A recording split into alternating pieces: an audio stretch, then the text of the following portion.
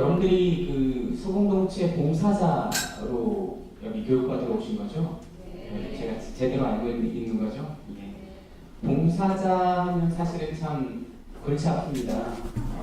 특히 지금이야 많이 정착이 됐지만 소공동체 그 핵심하면 복음 나누기일 테고, 특히나 초반에 이게 자리 잡기까지는 또 많이 어색하고 서먹하기도 했을 거여서 이 복음 나누기 진행하는 데에도 굉장히 애로사항이 많았으리라 생각이 듭니다. 저도 우리 교구청에서 회의를 하는데요, 여러 회의를 할 때마다 그 복음 나누기로 시작을 합니다. 근데 사제평의회 회의 같은 경우에는 제가 그 인도를 해요. 그러면 사실은 저는 그 복음 나누기에 전혀 집중할 수가 없습니다. 그 시간을 재야 되고 다음 이제 인도를 해야 되고 그러느라고. 사실 그런 것 같아요. 그 미사도 마찬가지입니다. 제가 사제 서품 받고 나서 이제 한 8년 정도 시간이 지났는데요. 신학생일 때가 오히려 더 미사에 고요히 침잠했던 것 같아요. 이제 서품 받고 나서 제가 미사를 집전해야 됐을 때에는 뭐 강론 생각에 아무튼 여러 가지 틀리면 안 된다는 생각에 정말 온전히 고요히 미사에 참여한 적이 별로 없는 것 같습니다. 조금 더 시간이 지나면서 우리에게 맡겨진 소임이 익숙해지고 내가 그 안에서 내가 할 일뿐만이 아니라 내가 이 사람들과 어떻게 마음을 나누면서 이 소중한 시간을 채워가는가 연습하고 훈련하신다면 분명히 자기에게도 또 다른 사람들에게도 아주 멋진 모습으로 다가갈 수 있지 않을까 생각이 듭니다. 이 소공동체 봉사자로서 활기 있게 신앙생활과 봉사를 해나갈 수 있는 조금이라도 도움이 될 만한 것을 드려야 되는데 제가 주제를 잘 선택했나 하는 의문도 들고요. 또 그 당장으로는 제가 오늘 아침에 별로 기분 좋게 시작을 못했습니다. 제가 그 기숙사에서 예비신학생 아이들 한 6명, 사내 녀석 6명이랑 같이 투닥거리면서 살고 있는데요. 오늘 이제 방학해서 아이들이 다 집으로 떠나는 날입니다. 그래서 어제 오늘 짐도 싹 빼고 청소는 물론 월요일로 미뤘지만 근데 이 남자아이들이 말한다고 듣겠습니까? 느느니 잔소리입니다. 아이들하고 살 때 옷 여기 벗어놓지 마라. 밥 먹고 나서 설거지는 왜 안 했냐. 방은 또 책상은 또 왜 안 닦았냐. 오늘 아침까지 그렇게 잔소리를 하다 와가지고 제가 아이들한테 그렇게 듣기 싫은 소리 하고 교우들한테 와서 또 거룩하고 또 좋은 얘기를 할 수 있겠는가 싶어서 제가 사실은 약간은 위선자처럼 느껴지기도 하고요. 그래도 사실 한편으론 이런 게 도움이 되는 것이 우리가 거룩한 것을 바라보고 또 기도하는 것이 상황에 따라서 내 기분 내킬 때만 하는 것이 아니라 언제 어디서나 해야 된다는 것을 생각하면 거꾸로 상황이 우리의 기도 속으로 침범해 들어가는 게 아니라 기도가 우리의 좋지 못한 상황을 거룩하게 바꿔주는 것 같습니다. 그래서 어김없이 그런 찝찝한 마음 가운데서도 오늘 아침 성무일도를 하고 나왔고요. 오늘도 여러분들과 함께 성무일도라는 주제에 대해서 이야기를 해보려고 이 자리에 왔습니다. 혹시 이 중에 성무일도라는 말 처음 들어보신 분 계십니까? 다들 그래도 들어보시긴 하셨죠. 그러면 혹시 성무일도 기도를 하신 적이 있는 분, 성무일도 체험이 있는 분 손 한번 들어봐 주십시오. 많으시네요. 그럼 지금도 계속 꾸준히 하고 계시다. 그래도 적지 않습니다. 본당에서 성무일도를 공동으로 바치는 본당이 있는가요? 네. 어디죠? 동문, 화북. 공통점은 이문철 주민님이 계셨던 데네요. 네, 좋습니다. 어찌됐든 우리 전례에 적지 않은 비중을 차지하고 있는 것이 성무일도인데요. 미사나 다른 성사에 비해서는 우리 교우들한테 그동안 가까이 다가가지 못했던 게 사실인 것 같습니다. 그래서 우리 교회의 아름다운 보화 또 아름다운 전례 중에 한 부분인 이 성무일도에 대해서 여러분들과 함께 이야기를 나눠보고자 하는데요. 아주 전문적인 이야기는 피하도록 하겠습니다. 다만 이 성무일도의 배경을 이루는 여러 가지 주제들에 대해서 살펴본 다음에 성무일도 기도를 실제적으로 우리가 한번 바치도록 한두 번 정도 연습해 본 다음에 마무리를 성무일도 기도를 하는 것으로 마무리를 하도록 하겠습니다.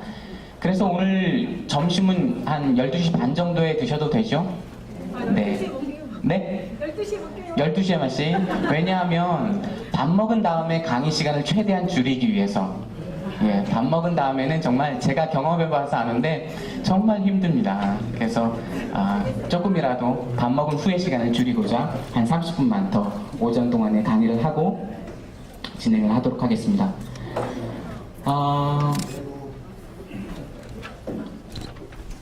무엇은 내모는 우정을 강하게 하고 사랑은 약하게 한다. 내모를 지배할 줄 아는 사람은 인생을 지배할 줄 아는 사람이다. 승자는 내모를 관리하며 살고 패자는 내모에 끌려선다. 인간은 항상 내모가 모자란다고 불평을 하면서 마치 내모가 무한정 있는 것처럼 행동한다. 정답은 경험으로 알고 계신가 보네요.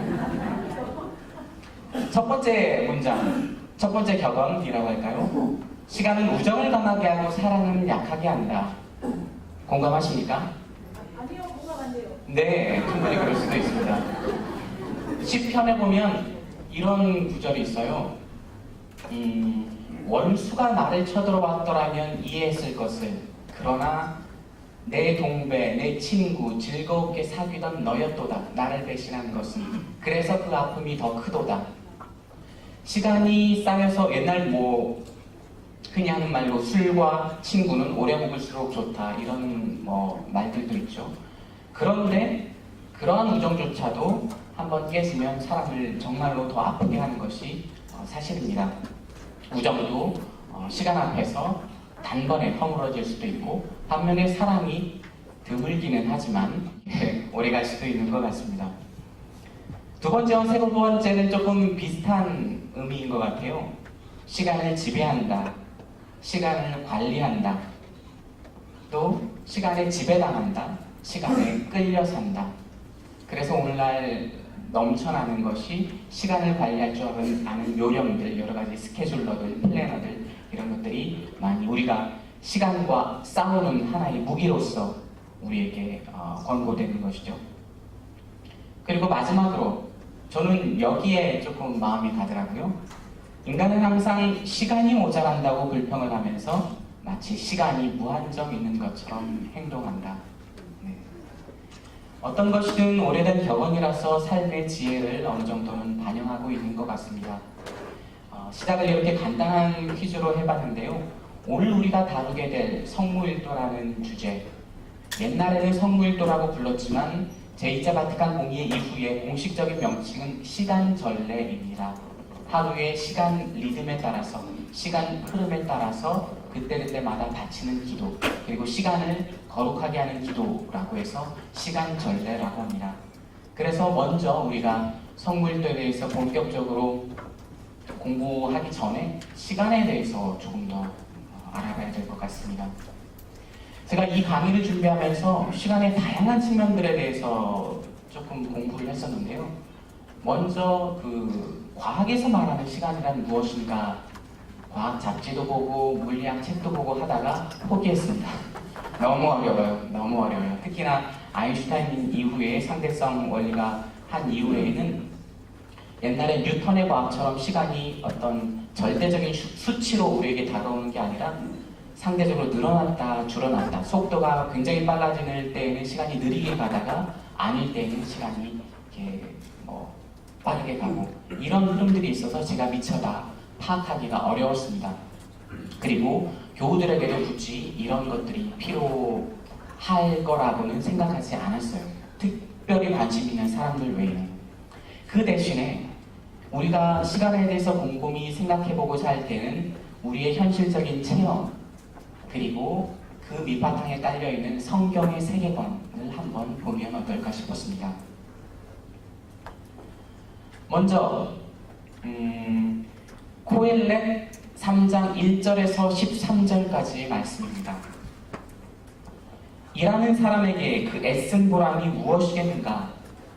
나는 인간의 아들들이 고생하도록 하느님께서 마련하신 일을 보았다. 그분께서는 모든 것을 제때에 아름답도록 만드셨다. 또한 그들 마음속에 시간의식도 심어주셨다. 그러나 하느님께서 시작에서 종말까지 하시는 일을 인간은 깨닫지 못한다. 인간에게는 살아있는 동안 즐기며 행복을 마련하는 것밖에는 좋은 것이 없음을 나는 안다. 모든 인간이 자기의 온갖 노고로 먹고 마시며 행복을 누리는 것, 그것이 하느님의 선물이다. 공감이 가시나요? 코엘렛 옛날에는 전도서라고 부르던 책이었죠. 그 시작이 유명합니다. 허무로다 허무. 인간의 삶이란 허무로다. 그렇게 하다가 그렇다고 해서 정말로 말 그대로 인간 삶이 너무나 허무하고 의미 없으니 이 삶을 끝내버리자, 이런 책이 절대 아닙니다. 인간이 알고 깨달을 수 있는 데에는 한계가 있으므로 한계를 모르시는 하느님께서 허락하신 그 시간을 우리가 충실하게 살자, 이런 것이 전도서의 핵심 내용, 코엘렛의 핵심 내용이라고 할 수가 있겠습니다. 여기서 보시면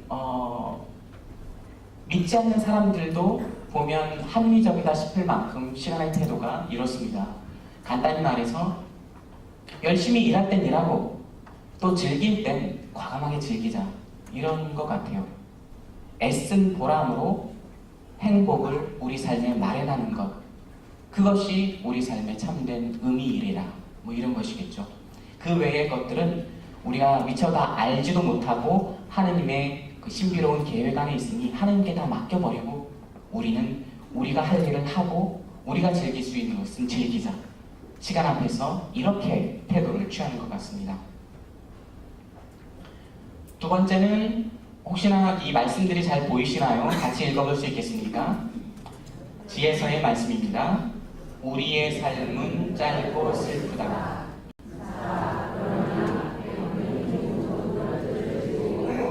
젊을 때처럼 이 세상 것들을 실컷 쓰자.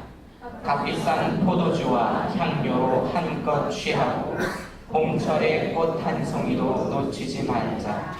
장비가 시들기 전에 그 봉오리들로 화관을 만들어 쓰자. 어떠한 풀밭도 우리의 이 환란에서 빠지는 일이 없게 하여라. 이것도 우리의 몫이고 저것도 우리의 차지니 어디에나 우리가 즐긴 표를 남기자. 가난한 의인을 억누르고 과부라고 보아주지 말자. 백발이 성성한 노인이라고 존경할 것 없다.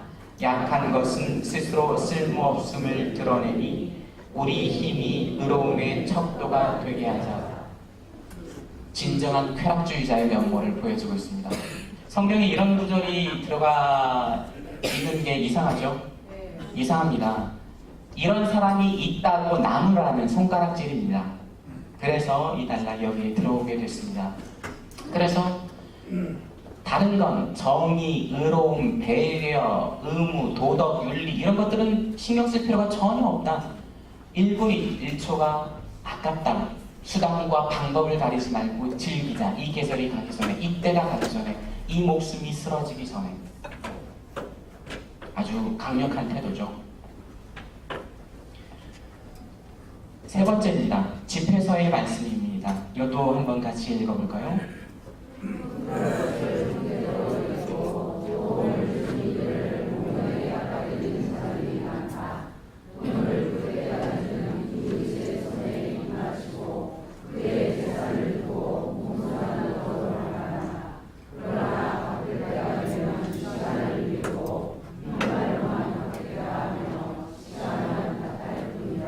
예, 앞에 구절들은 그래서 조금 지나쳐도 될 것 같고요. 갚을 때가 되면 시간을 미루고 빈말로만 갚겠다 하며 시간만 탓할 뿐이다. 시간을 탓하는 대표적인 모습이죠. 시간이 없다, 아이고 시간이 없어가지고.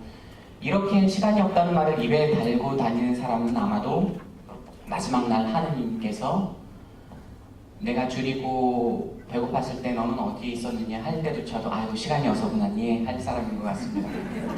평소에 하던 버릇이 하느님 앞에서도 그대로 갑니다. 마지막으로 집회서에 다시 한번 집회서에 나오는 말씀입니다. 다시 한번 읽어보겠습니다.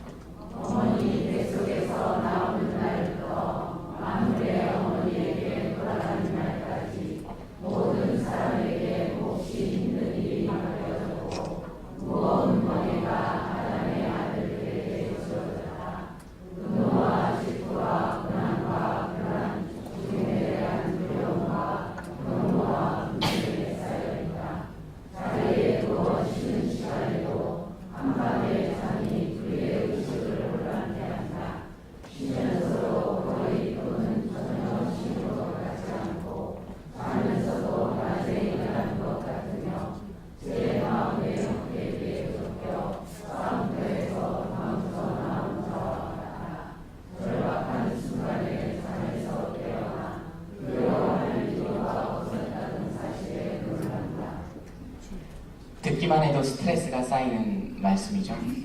시간이 온통 분노, 질투, 고난, 불안, 두려움, 걱정으로 꽉 채워져 있습니다. 이런 태도는 어떤 기질의 문제라기보다는 삶을 살다가 어느 순간에는 분명 맞닥뜨리게 되는 한 순간이 있는 것 같습니다. 여러 가지 정말 가슴속을 꽉 채우는 걱정거리들 때문에 그 시간 자체가 온통 이러한 것들로 채워져 버린 것 같은 느낌. 우리 삶의 한순간, 어느 순간에는 분명 찾아올 때가 있는 것 같습니다.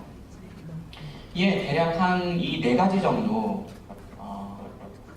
그러니까 일할 땐 일하고 즐길 땐 즐기자. 두 번째, 정말 진정한 쾌락주의자의 모습. 세 번째, 시간이 없다, 항상 바쁘게 일에 치여 사는 모습들. 그리고 마지막으로 여러 가지 걱정과 근심투성이로 시간을 꽉 채워버린 모습들. 뭐 더 있을 수도 있겠지만 이 네 가지 시간 앞에서 보이는 우리의 태도들 중에 여러분들은 어디에 가장 가까우신가요? 지금 현재로 봤을 때는 1번 한번 손들어 보십시오. 1번, 내가 가지고 있는 시간에 대한 태도는 1번에 가깝다. 예, 좋습니다. 2번, 거의 없죠? 다행입니다. 3번, 예, 3번도 좀 있습니다. 4번, 다행입니다. 그래도 한 분 정도 계시네요. 가슴에 걱정을 안고 계신 분들이 계신 것 같습니다. 이외에 혹시나 또 나는 시간을 이렇게 보낸다, 나는 시간을 이렇게 생각한다 하신 분 계신가요? 여기 나오지 않은 것 중에서 전부 다 손을 들지 않은 분들 중에서 뭐 말씀하실 분이 계실 것 같은데 당당하게 나는 시간을 이렇게 생각한다. 네, 혼자만의 시간으로 아껴두는 것으로 여기겠습니다. 시간에 대한 우리의 태도, 평소에는 사실 우리가 시간을 의식하며 살지는 않죠. 물론 시계, 초침을 보면서 우리의 일과를 계획하고 그 계획에 따라 살아나가려고 많은 애를 씁니다. 하지만 이 시간이 무엇인가, 우리가 시간을 어떻게 보내야 하는가를 일상적으로 생각하면서 살지는 않습니다. 마치 물고기가 물속에 살죠. 그런 물고기가 물을 의식하겠습니까? 물은 자기의 환경이자 세상 전부잖아요. 시간도 마찬가지입니다. 우리가 시간 속에 푹 담겨 있어서 시간이 우리 앞에, 눈앞에 딱 어떤 형태로 모습을 드러내지 않는 한 우리는 사실 시간을 제대로 느끼기가 어렵습니다.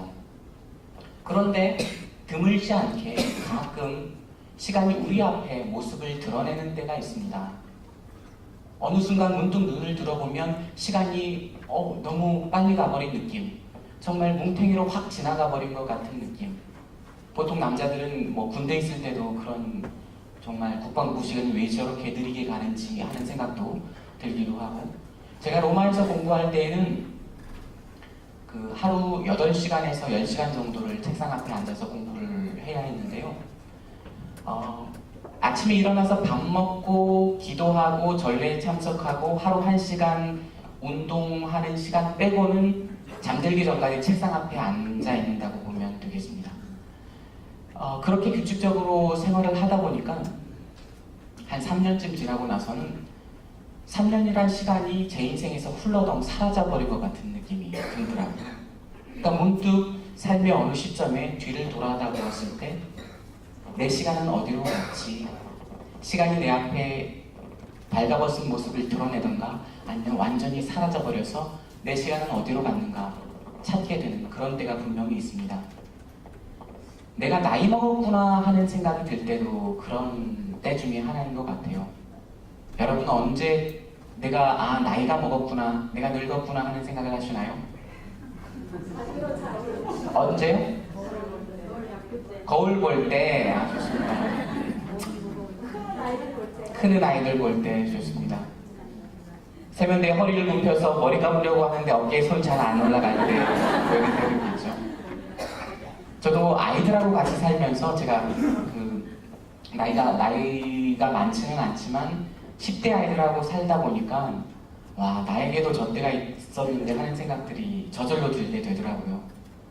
이렇게 시간이 다른 사람을 통해서든 상황을 통해서든 내 앞에 아쉬움으로든 기쁨으로든 보람으로든 그 모습을 바꿔서 다가올 때가 분명히 있는 것 같습니다. 그럴 때 우리는 시간 앞에 어떤 태도를 취하게 되는데요. 시간 앞에 싸우려고 하는 자도 있을 것이고 인생은 60부터라고 하면서 이제부터 젊게 살아보리라 할 수도 있고 또 지긋하게 시간 앞에서 흘러가는구나, 흘러가는 시간에 몸을 맡긴다 할 때도 있고 여러 가지 다양한 태도를 우리는 취할 수가 있습니다. 그런데 한 분이신 하느님, 세상 모든 것을 만드시고 세상 모든 것을 다스리시는 하느님을 믿는 우리 신앙인으로서 시간 앞에 취할 수 있는 가장 훌륭한 태도는 무엇일까? 그것은 바로 겸손이 아닌가 싶습니다. 맨 앞에 시간을 지배하는 자가 인생을 지배한다 라는 어떤 좌우명은 정말 세상에서 장군이나 어떤 대통령이나 할 법한 사람들이 가진 포부인 것 같아요. 그런데 우리 그리스도인들은 시간을 지배한다, 시간을 다스린다, 시간을 관리한다 이런 생각들을 함부로 할 수가 없습니다. 왜냐하면 시간을 다스리고 관리하시는 분은 하느님이시거든요. 우리는 그런 하느님의 존재를 항상 우리 눈앞에 두고 있기 때문에 그 앞에서 일단은 무릎 꿇고 겸손해질 수밖에 없습니다. 다음의 이야기를 한번 들어보죠. 어떤 노인이 의원을 찾아갔습니다. 머리가 많이 아파서 왔습니다. 의원이 말했죠. 나이가 들면 다 그렇죠. 다시 증세를 설명합니다. 눈앞에서 막 팔랑개비가 돌아요. 의원이 말하기를 노인 연세면 그런 일이 있을 수 있어요. 등줄기로 당겨서 막 아픈데 그 연세에 놀랄 일도 아니오다게. 음식 먹을 때도 조심해서 씹지 않으면 말이 채 끝나기도 전에 이가 흔들리고 아프지않 노인 연세면 당연하오다. 숨을 쉴 때도 아이고 압니다게 천식이지에 노인 연세에 별별 증세가 다 나타납니다. 노인이 화가 나서 말했습니다. 나이. 아니 그것 말고는 할 말이 없나? 이래도 나이 저래도 나이 그저 나이 때문이라는 말만 하니 비싼 돈 주고 의원 학교에서 그렇게 배웠나? 사람의 모든 병에 하느님이 내리신 처방이 있다는 사실을 의원은 모르는가? 의원이 아무 말 않고 침묵을 지키자 노인은 더 길길이 날립니다. 이런 형편없는 저질 의원 같으니라고 겨우 한다는 말이 나이. 의원이 마침내 한숨을 쉬면서 말합니다. 아휴, 이렇게 화를 내는 것도 노인이니까 그렇습니다. 노인 연세엔 다 그렇습니다. 이 이야기를 들으면서 그 말이 생각이 났어요. 사람이 제 아무리 뛰어봐야 부처님 손바닥 아니다. 이 부처님이라는 말을 시간이라는 말로 바꿔봐도 사실은 무방한 것 같아요. 아무리 발버둥 쳐봐야 시간 앞에서는 우리는 장사가 없고 특히나 이 시간의 섭리를 하느님께서 주재하시는 우리 그리스도인으로서는 시간 앞에서 특히나 더 겸손해질 필요가 있는 것이 아닌가. 그래서 결국 우리의 체험을 살펴봐도 성경의 여러 가르침을 살펴봐도 우리 다 하느님의 피조물로서 시간에 대해서 알 수 있는 것은 한 가지인 것 같습니다. 집에서의 말씀인데요. 주님께서 사람을 흙에서 창조하시고 그를 다시 그곳으로 돌아가게 하셨다. 그분께서는 정해진 날수와 시간을 그들에게 주시고 땅 위에 있는 것들을 다스릴 권한을 그들에게 주셨다. 정해진 날수와 시간을 사람에게 주셨습니다. 한계가 분명히 정해져 있죠. 하지만 그와 동시에 땅 위에 있는 것들을 다스릴 권한을 그들에게 주셨다. 정해진 시간과 날수 안에서 권한과 책임을 주신 거죠. 이 권한을 누림과 동시에 하느님께서 주신 권한을 하느님 뜻대로 완성할 수 있도록 우리가 책임을 다해야 되는 것도 사실입니다. 시간 앞에서 우리가 취해야 할 겸손의 정체가 바로 이것이죠. 정해진 날수와 시간이 있다는 것, 그리고 그것은 하느님밖에 모르신다는 것, 그리고 그 안에서 우리가 할 일이 있다는 것. 그래서 시간 또한 하느님께서 만드신 피조물 가운데 하나입니다. 하느님께서 창조하신 피조물들의 움직임을 보면서 우리는 그 시간이 가고 옴을 느끼죠. 정말 조그마한 빛조차 없이 캄캄한 데 혹시 있어 본 적이 있으신가요? 제가 그 신학생 때 그 현장 체험하러 서울 영등포에 있는 무료 의원을 갔는데요. 요셉 의원이라고 들어보신 분도 계시겠지만 그 노숙자들을 상대로 쪽방촌에 거하는 노숙자들을 상대로 무료 진료해주는 곳이었습니다. 거기 한 4층 정도에서 머물렀는데요. 창문이 없는 방이었어요. 그냥 창고로 쓰는 저기 곳에다가 한쪽에 그냥 몸만 누일 수 있게 된 곳이라서 창문이 없다 보니까 그때 처음으로 완벽한 어둠이라는 것을 겪게 됐던 거죠. 그 방 안에 들어가면. 그래서 아침 6시만 되면 자동적으로 눈이 떠지다가 거기에서는 아침 8시, 쉬는 날 8시, 9시, 10시, 12시가 돼도 이게 눈이 안 떠지는 거예요.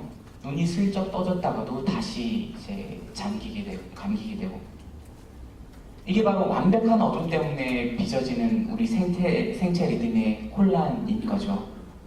그래서 우리가 시간을 따로 느끼는 것이 아니라 해가 지고 뜨는 것, 물체가 오고 가는 것, 물체의 상태가 이랬다가 저랬다가 변화를 보고 우리가 시간을 느낍니다. 그리고 이 모든 물체와 천체들은 하느님께서 만드셨고 거기에도 다 수명을 정해주셨다는 거죠. 우리가 정말 내일도 태양이 뜰 것이라는 것을 변함없이 알고 있고 믿고 있지만 이 태양마저도 수명이 있는 것이죠. 지금 한 50억 년 정도 됐다고 하네요. 그리고 앞으로 50억 년 정도 남았다고 과학자들은 추정하고 있습니다. 딱 인생의 절반 정도를 오게 됐던 거죠. 그래서 그 안에서 우리 인간 또한 각자 정해진 날수와 시간을 받았고 이 사실로 말미암아 우리가 하느님 앞에서 옷을 겸손하게 여미게 되는 것이죠.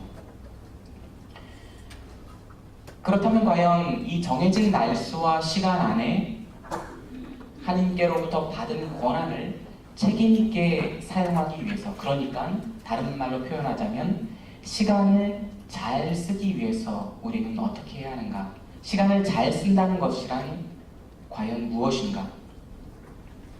에베소서에는 이런 말씀이 있습니다. 시간을 잘 쓰십시오. 지금은 악한 때입니다. 그러니 어리석은 자가 되지 말고 주님의 뜻이 무엇인지 깨달으십시오.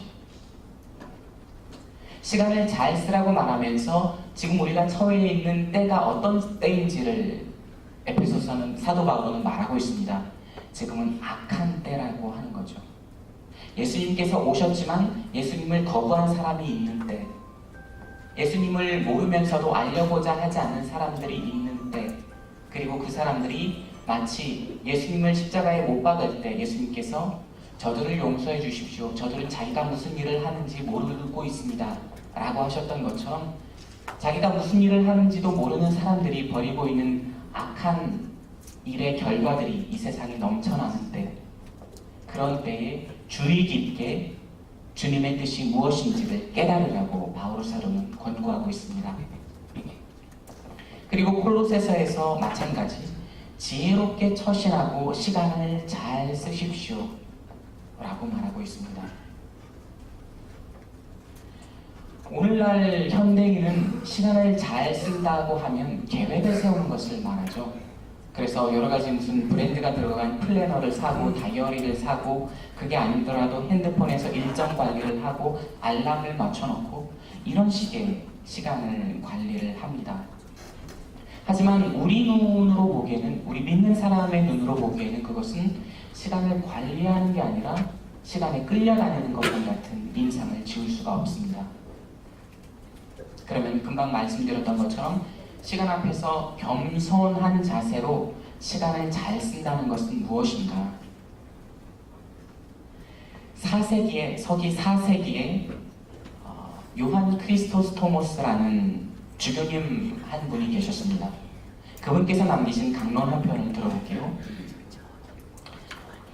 밭에 나가 스스로에게 물어보십시오. 이 밭이 누구 밭인가? 여러분은 대답하겠지요. 이 밭은 내 밭이다. 또는 이 밭은 누구누구네 밭이다. 그러면 또 이렇게 물어보십시오. 이 밭은 과거에 누구의 밭이던가? 강론이 이어집니다. 만일 여러분이 밭의 역사를 안다면 몇 사람의 이름이 떠오르겠지요. 그러면 이내 사람이 무엇을 소유한다는 게 얼마나 덧없는 일인지 깨닫게 될 것입니다. 그 밭은 오랜 세월 자기가 밭의 임자라고 주장하는 수많은 사람들을 보아왔습니다. 그 수많은 사람들이 저마다 밭을 갈고 씨를 뿌리며 열매를 거두었겠지요. 만일 밭에 지능이 있다면 과연 자기가 밭의 소유권을 주장하는 자들 것이라고 스스로 생각할까요? 물론 아닐 겁니다. 아마도 밭은 자기가 밭의 임자라고 생각하고 소유권을 주장하는 자들은 그저 방문객쯤으로 받아들였을 것입니다. 이 땅에 사는 동안 우리는 자기 자신에 대하여 이렇게 생각해야 합니다. 나는 잠시 이곳에 머물며 배울 것을 배우다가 기간이 다하면 영원토록 이어지는 하느님 나라를 향하여 다시 길을 떠나야 하는 나그네에 지나지 않는다. 이것이 한편의 강론이었습니다. 이분이 요한 크리스토스토모스라고 하는 분이 어떤 분인지 잠깐 여러분들에게 이야기를 해줘야 될 것 같아요. 서기 313년쯤에, 그러니까 예수님께서 돌아가시고 나서 한 300여 년의 박해 기간이 있었죠. 저쪽 그 유럽 그리스도교 지중해를 둘러싼 그 지방에서 박해가 늘 있었던 것은 아니었습니다. 몇 번의 한 3-4번 정도의 대대적이고 큰 박해가 있었고, 그 사이사이에는 평화기간도 있었고 소규모 박해도 있었고 이랬었습니다. 대략적으로 한 이 300년 정도 그리스도교가 법적 지위를, 제대로 된 법적 지위를 획득하지 못하고 조금 그 불안정한 위치에 있던 때가 있었는데요. 서기 313년에 그 로마 황제가 그리스도교에 공식적으로 자유를 줍니다. 믿을 자유를 줍니다. 그러면서 이제 법적 지위를 획득하게 되는데요. 그 후 아주 급속도로 나중에 몇십 년 후에는 공식적으로 국가 종교, 국교가 될 만큼 발전을 해갔습니다. 수많은 교회들이 세워지고 교회의 성직자들이 국가 요직에 발탁이 되었습니다. 그렇게 되면 우리가 품고 있는 복음의 정신에 따르면 세상이 복음화되어야 되는데 세상 일이 이게 참 묘합니다. 교회가 세속화되는 경우도 아주 왕왕 일어났어요. 이 당시 4세기 교회도 마찬가지였죠. 그리스도교의 복음의 가난의 정신이 세속으로 흘러들기보다는 황제와 귀족들의 문화가 교회 안으로 아주 빨리 흘러넘쳐 들어옵니다. 그래서 수세기 동안 박해와 가난으로 신앙하던 사람들이 갑자기 사회의 특권층에 진입하게 됩니다. 특히 성직자들이 그러했죠. 많은 주교와 사제들이 또 호화스러운 집을 짓고 값비싼 옷을 사입고 그러면서 살게 되었습니다. 하지만 모두가 그랬던 것은 아닌데요. 이런 그리스도교 신앙의 갑작스러운 변화에 당황해하면서 또 저항하는 사람들이 있었습니다. 대표적으로 당시 사막의 은수자들, 수도자들이 그러했죠. 이 큰 성당 안에 사람들이 어중이더중이들까지 갑자기 몰려들어서 대충 세례받게 되고 막 이렇게 되고 하니까 내가 주님을 따를 진지하게 주님을 따를 수 있는 곳은 이 큰 성전이 아니라 아무도 없는 사막이라. 그러면서 모든 재산을 버리고 사막으로 들어가는 사람들도 굉장히 많았었습니다.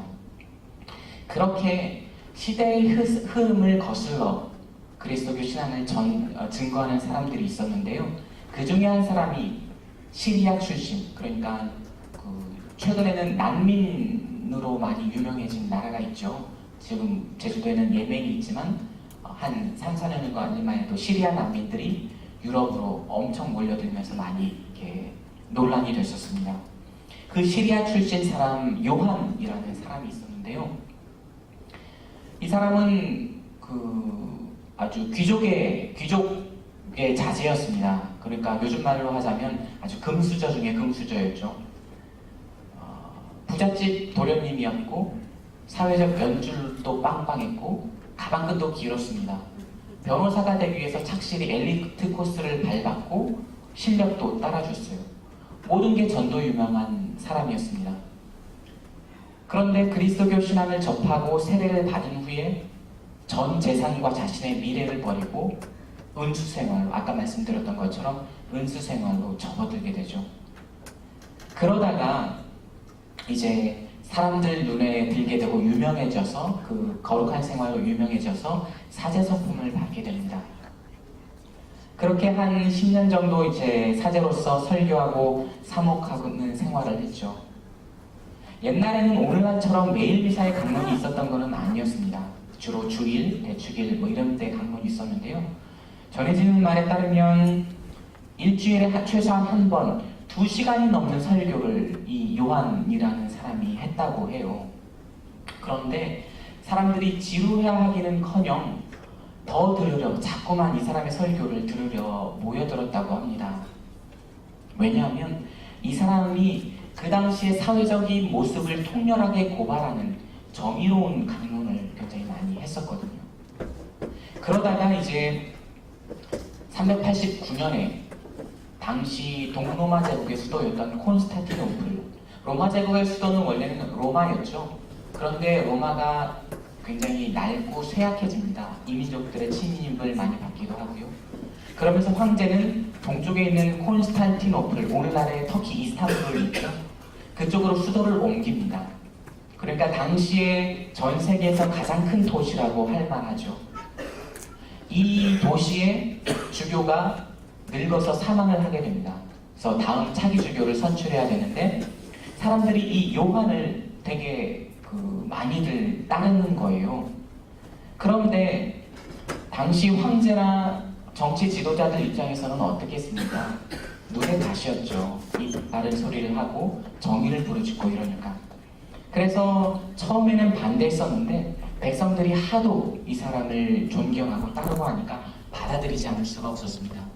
그래서 이 요한이라는 사람이 세계에서 가장 큰 도시 콘스탄티노플의 주교가 되죠. 주교가 돼서도 그 행보는 달라지지 않습니다.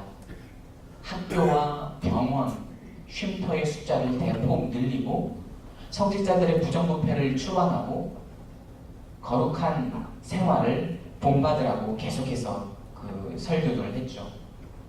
교구청을 열어서 거기 값비싼 장치구성들, 쓰지 않는 고가구들 이런 것들을 내다 팔아서 가난한 사람들을 위해서 도끼거리 내어주었고요.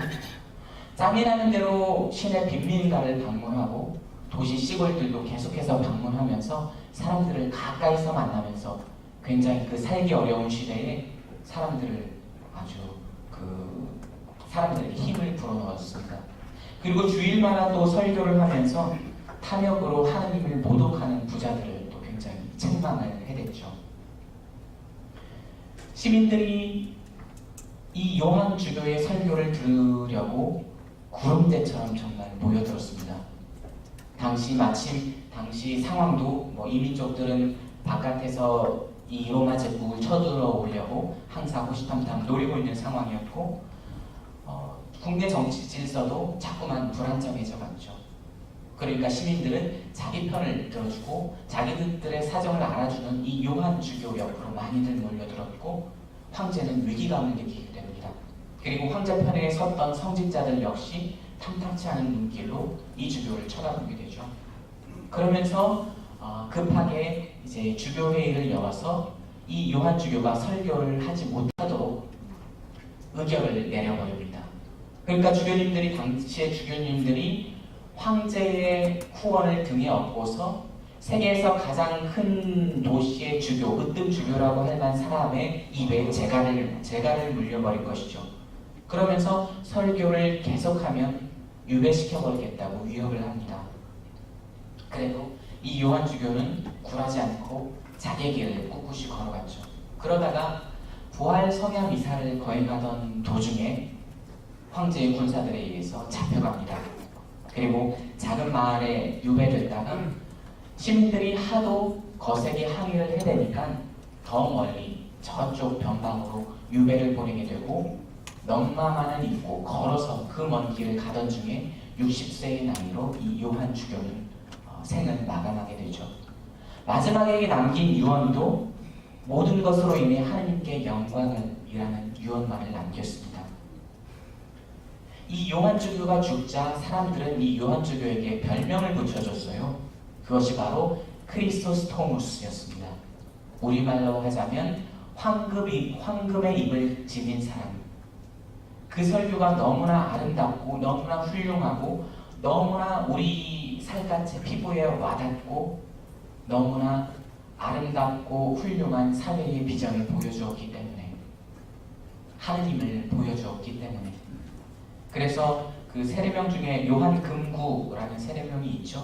금구, 황금임을 가진 사람, 우리 한자말로는 요한 금구라고 했는데요. 그렇게 그 요한 크리소스토무스의 설교 중에 한 편이었습니다. 이 요한 크리소스토무스 주교님이 남긴 설교들이 수많은 사람들의 필사를 통해서 세계 방방곳곳으로 퍼져나갔고 시간이 지나도 결코 그 위력을 잃지 않았죠. 이 주교님은 정말 말 그대로 아까 말씀드렸던 것처럼 금수저로 태어나서 금수저로 자라났고 또 완전한 회개를 거쳐서 모든 것을 스스로 다 버리고 하나님께 투신을 했고 그리고 다시 한번 인정을 받아서 주교직에까지 올랐고 주교직에서 다시 한번 나락으로 떨어져서 귀한 길에 죽었습니다. 시간은 이 주교님의 삶을 완전히 전후좌우로 내팽개쳤죠. 사방으로. 그래도 이 주교님은 언제나 자기의 길만을 걸어갔죠. 그것은 바로 시간의 지배자이신 하느님께 순종하는 길이었습니다. 저도 유망한 변호사 생활을 할 때나 은수자였을 때나 주교님이었을 때나 귀한 길에 올랐을 때나 언제나 하느님 나라를 향해 걷는 나그네라는 자의식. 시간이 나를 비껴가지만 내가 하느님께로 가는 길을 조금 더 흔들어 놓지 못할 거라는 굳건한 믿음. 그것이 바로 하느님께 순종하는 삶에서 오는 이 요한 주교의 태도였습니다. 그분께서 말씀하신 바로 이 말씀. 나는 잠시 이곳에 머물며 배울 것을 배우다가 기간이 나가면 영원토록 이어지는 하느님 나라를 향하여 다시 길을 떠나야 하는 나그네에 지나지 않는다. 이 말씀을 다시 한번 되새겨보았으면 좋겠습니다. 그것이 바로 시간 앞에 겸손함을 보여주는 아주 극명한 태도였죠. 이 요한 주교님이 다른 한편의 강론을 통해서 우리에게 회개의 삶에 대해서 강론을 하셨는데요. 이 삶에 대한 강론을 들으면서 첫 번째 시간 마무리하도록 하겠습니다. 여러분에게 5가지 회개하는 법을 말씀드리겠습니다. 5가지 방법은 서로 다르지만 하늘나라로 나아가게 한다는 점에서는 모두 같습니다. 첫째 방법은 자신의 죄를 시인하는 겁니다. 여러분이 하느님께 지은 죄를 스스로 시인할 때 하느님은 여러분을 용서하실 것이고 여러분은 더 이상 죄를 짓지 않게 될 것입니다. 여러분의 양심을 자신의 고발자로 삼으세요. 그래서 주님의 법정에서 다른 고발자를 만나는 일이 없도록 하십시오. 회개하는 둘째 방법은 다른 사람들의 잘못을 믿는 겁니다. 그러려면 여러분의 감정을 다스려야 하고 여러분에게 죄 지은 이들을 용서해야 합니다.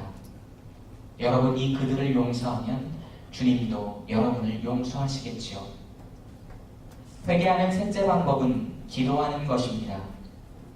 형식적으로 하는 판에 박힌 기도 말고 자신을 온전히 하느님 앞에 내어놓는 간절하고 뜨거운 기도를 드리는 겁니다. 회개의 넷째 방법은 널리 자선을 베풀어 자신이 저지른 죄를 사랑의 행위로 갚는 것입니다. 마지막 다섯째 방법은 스스로 겸손하게 낮추어 자신에게는 아무런 덕도 없거니와 하느님께 바칠 것은 다만 지은 죄가 있을 뿐임을 고백하는 것입니다. 그러면 하느님께서 여러분의 죄 보따리를 여러분 등에서 벗겨주실 것입니다. 때에 따라서 5가지 방법들 가운데 이 방법을 택하는 것이 어울리는 경우도 있고 저 방법을 택하는 것이 어울리는 경우도 있겠지요.